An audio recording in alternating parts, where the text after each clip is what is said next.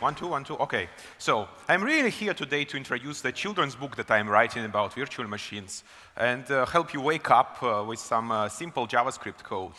Well, maybe not. So my name is Slava, and I'm a compiler engineer at Google, and I'm usually thinking about compiling various languages into the various other native languages, native code. But today I will be talking about compiling other languages into languages that get compiled to native code. Very simple stuff. So, and I will be using the Smalltalk as a first language that gets compiled to something, because I like the Smalltalk. It's an awesome language. And I heard it's very easy to compile to JavaScript if you put enough regular expressions into your compiler. And it is so amazing, this power of regular expressions, that you get a very tight output from your compiler, which looks almost like something that a normal JavaScript programmer would write. And of course, it has zero overhead. I'm planning to patent it as soon as I return home. So, however, there is a small problem here. If I try to run this program in Smalltalk, trying to compute a dot product of a 10 and the vector, I get an error, actually, because the 10 does not understand the message x. And in JavaScript, I get not a number. Everybody likes not a number in JavaScript. And this problem really repeats itself again and again when people release compilers for different languages into JavaScript, because they forget about one very small detail. It's called semantic in German.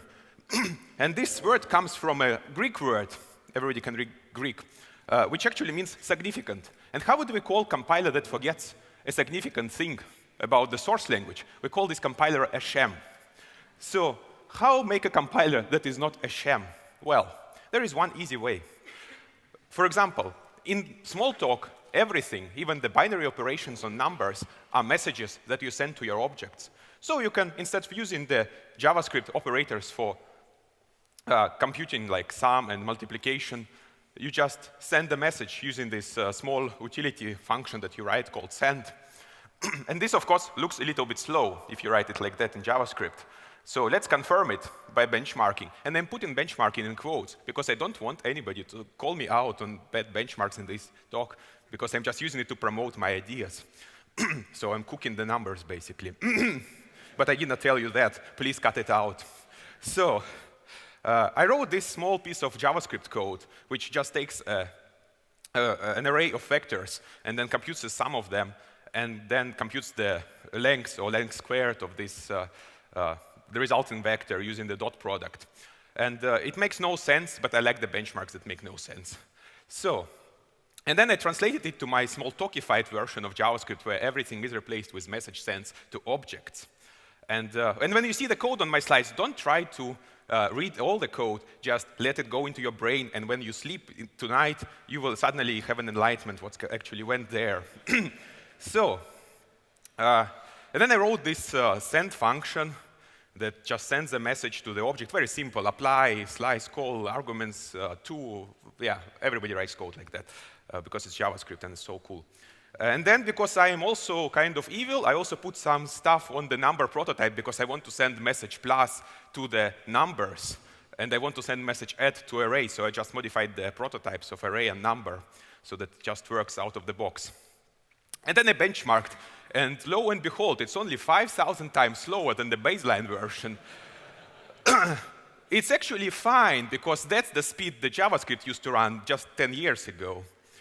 So, however, the reason for that is simple. We made it too complicated for V8 to optimize. There is a single congestion point in our code through which all the message sends are going, this send function. And actually, I wrote it in the way that cannot be optimized by V8. If I fix that, I can get maybe a factor of 10 speed up, but it will not be enough. The factor of 400 will still be missing there. So, yeah, so V8 cannot do anything. It just calls and calls send in our hot loop. So does it mean that V8, or does it mean that the universal VM, the JavaScript as a universal VM for other languages, is just a fat lie? Well, I don't believe that, because I actually believe that JIT is a superhero that can save us all. It just needs a sidekick that would help it to save us all. And I was searching for this sidekick, and then I realized that there is another language in the world which claims to have a great VM and a vibrant ecosystem of libraries and so on and so forth. And they have a lot of languages that compile to this VM, and people like it. And of course, this language is Java. What they used to run different languages, even JavaScript on the JVM, which is originally was a virtual machine for statically typed programming languages like Java. Well, it was only VM for Java. So they introduced this bytecode into the VM that allows them to have a dynamic behavior. And we can start reading a lot of text about the invoked dynamic specification, and sooner or later, maybe a week or two in this text, we'll figure out this invoked dynamic is somehow related to the call site thing. And then, oh, there are even more text describing what call site is. It's truly like Java. There are a lot of text. So let me highlight you the most important part of this text. So we know what variable is in JavaScript. And if we store function into a variable, and then what happens? The behavior of the call of this through this variable changes as we change the value that is stored in the variable. Basically, enlightenment. In JavaScript, every invoke is already dynamic, so we don't need this stuff. And we can easily map things from the JVM specification into the JavaScript. Call site thing that they have in Java is just a variable. The invoke dynamic instruction is just an invocation through that variable. Method handle thing that is actually stored in the call site in Java is just a closure. And relinking action that happens when you change the target of the call site is just an operator equals. Done. So let's use it to make our code run with a speed of, I don't know, sick elephant, or actually healthy elephant. So we used to have this addition in my micro benchmark somewhere. I did not show where, but believe me, it was there. So, and then I rewrote it in a nice and tight way with Smalltalk sends. And now we are doing the invoke dynamic thing. For each send that used to send like send x colon, we just introduce a special global variable which will be specialized for this send, and so on and so forth for each send in the program. And of course, we could initialize them in this simple way. But this will not give us any performance, right? We're just doing the same stuff that we used to do, and we know it's 5,000 times slower. So what we are going to do instead, we will be more Java-like and use object-oriented programming to solve our issues. We introduced the thing that encapsulates the management of this global variable. It knows which message we want to send through this global variable, and then it also knows how to produce the small closure and patch it into this global variable. So there is a lot of code here that actually does that, and I don't want you to read all of it, as I said, so let me highlight the most important part. So this bootstrapping procedure for this global variable, it consists of the compilation of a handler that will handle this send side, and then we just link it into the call side. So compilation is a lot of black voodoo magic. It does toString on a function and then uses low dash or underscore, does not matter. So what it essentially does, it plays a little bit of PHP with your source code. So it takes some things and splices them into the source code. Like, for example, here you can splice the list of arguments into the function, and then you can splice the operation that depends on these arguments. And there is also this unique identifier built in. This is to to distinguish the different handlers that we are manually compiling, because otherwise it will just merge those of them that textually match together because it has a compilation cache. So here's, for example, the send that sends a message X to the object. And this is the message plus sent to an object. So, and linking, as I said, is just storing the handler, which is our closure, into the global variable with a given name. Very simple. And we are now only 3 times slower. So we regained like a factor of 1,000 in performance. Success. And the reason why we are slow, if we look in the intermediate representation of the code that we got from running this benchmark, is that V8 went completely berserk with numerics. Basically, iteration variable that was integer in the hot loop became suddenly a double, and it's constantly boxed and unboxed, consuming all our performance. So it's because we have a single congestion point for numerics still. It's this function that we patched into the prototype of the number. And all the operations with numbers, be they integers or doubles, they're going through this single congestion point. How do we solve it? Well, we already learned how we can solve the send issue. We just need to put the send into the handler. So we need to put this arithmetic into the handler, specialize the handler for the arithmetic. We changed the template in a way that it now does the check before it does the operation. And if the check failed, it goes and handles it somewhere else in a site-specific way. So for numbers, the check is obvious. You just need to check that the left side and the right-hand side of the operation is a number. And if it is, we just perform the operation in a fast way instead of even using the call on the message. So this is how the send of an operation less than now looks like. You basically check left side, right side. If they are numbers, you just return the result of this operation. Otherwise, you go into the miss case. And now we are only 25% slower. So we solved most of the performance issues that we had. The 25% thing might be scaring you, but actually when you look in the code that V8 produced, you see the picture is nice and actually better than I expected when I was testing this.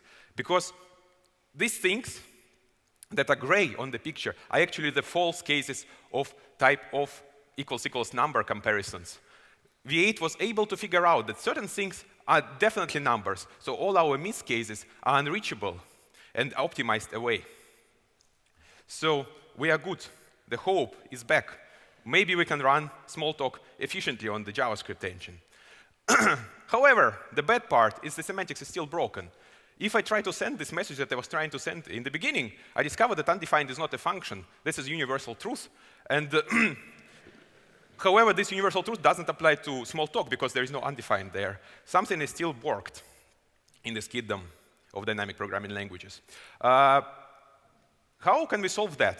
Well, we know how we can solve it. We can say which messages the vector understands. It understands x, x colon, y, y colon, so on. And I'm using ECMAScript 6 features because ECMAScript 6 features are cool, like set. So, however, we don't know how to rewrite the handler. We want to have a check, and then we want to send the message directly, but we don't know what we can check. We can check, for example, something like this. We can ask the constructor of the receiver whether it has this set and it understands the x, and then we call x. So it looks reasonable. However, it is very hard for V8 to optimize because it does not see the connection between the constructor of an object and the fact that it has this set, and the fact that this set is actually immutable. There is no way to tell it that this set is immutable. So it can't optimize that. However, one thing that V8 can do efficiently is to load constructor from an object if it already knows the object's hidden class. So we just will compare the constructor of an object with some value and then do a message send directly. But unlike with a number case, we don't know with what to compare ahead of time when we bootstrap the handler for our send side. So we need to obtain this value somewhere as our program runs. And the way we can do it is we can remember that we can relink call side as or send side as the program executes. And this is where the power of this system with send sides adapting to the things they see comes from. So the solution is to bootstrap an uninitialized handler and then relink it when we miss. So the bootstrap function is now very simple. It just always misses. It always goes to this site.miss thing. And because the check is specified to be false. Then when we miss, in the miss case, we can check if the constructor has the understands thing and the understand declares that this object understands this message, then we can compile a specialized handler for this particular constructor and link it into this site. Otherwise, we throw this nice message that says this object does not understand this message. OK.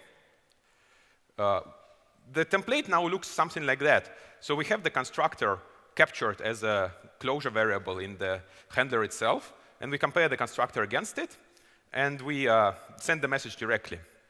Nice and efficient, you will say. However, we just lost all of the performance that we previously gained somehow. So something in our calculations was wrong. And the thing that was wrong was our assumption that V8 will behave nice and tight with us. But it really decided that it doesn't want to inline the handlers for us anymore after we relinked them. That's because the V8 has these guys built in. They run around and try to figure out what your program is actually doing and how to optimize it. However, they're not always smart enough. So we need to help them be smarter. Stop, hammer time.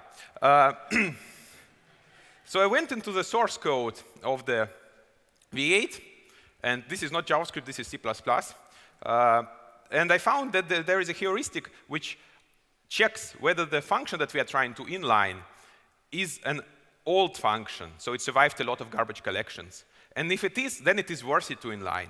Otherwise, it is not worthy because it potentially can change. It was just created.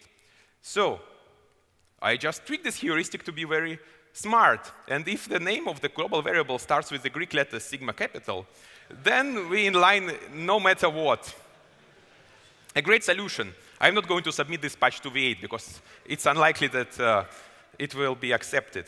Though I think it's cool because nobody also calls their functions with the Greek letter sigma in the beginning, so it will be a fine heuristic. And with this, we regained 10x in terms of the performance because now we inline the handlers. However, there is still a problem with our code. So I had an assumption that the both left-hand side and the right-hand side of the comparison that we use in the check are constants. And it is true for the self.constructor expression. V8 was able to figure out that it is a constant. However, the constructor variable that is captured in the context of the handler closure is not a constant. It just loaded from the context. And the context itself is a constant. So it's strange that V8 did not fold these things together. So I took my precision hammer again, and I went into V8 again, and then I added these lines of code that just say, if the variable that is in the context is never assigned after it was initialized, and the context itself is known during compilation time, then we can just load it in the compilation time because it is it's true that it will never change. And then you can use it as a constant, yes. Otherwise, you just do the normal load. And we are almost there where we want it to be. We are only 25% slower again. And you can implement the add thing. So the thing with add is that you want to check bounds when you do the send of add to the array. And you also don't want to patch array prototype anymore. So you can use the same techniques to produce a specialized handler for the add : send. And even if after you do it, you still will be only 25% slower, so you don't lose any performance. So we are good, we are perfect. And the semantics is now correct. If I try to send this : message to the vector, I get the nice error that object 10 does not understand X. And if I try to access the array out of bounds, unlike in JavaScript, where you get the undefined, and then undefined is not a function, you get a nice error. You can ask me, where are those 25%? And I could spend another talk trying to explain where they're coming from. Basically, there are deficiencies in the compilation pipeline. But the timer here is very scary, so I will not do that. So if I use the hammer long enough, then I can regain almost all of it by hacking in various parts of the V8. Basically, it's the register allocator issues and various optimizations. And I'm positive that you can regain even more. You just need to use a bigger hammer. And it actually depends on the CPU, because the produced code, I looked at it in the disassembler, it's almost the same, at least for this hot loop that I cooked for this talk.